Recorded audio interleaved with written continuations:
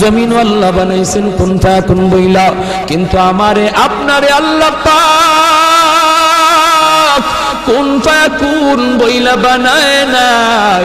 আমাকে আপনাকে যখন আল্লাহ বানাইছে, খালাকতু বিয়াদাইয়া, আল্লাহ বলে আমি আমার নিজের হাত দিয়া বান্দা বান্দিরে বানাইছি।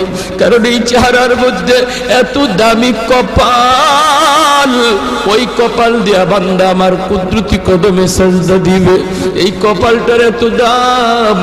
এই কপাল কুন ফায়াকুন বললে হয় না, এই কপাল ফেরেশতাদের হাতে বানাইলেও হয় না, আমি আল্লাহ নিজের হাতে বানাইছি।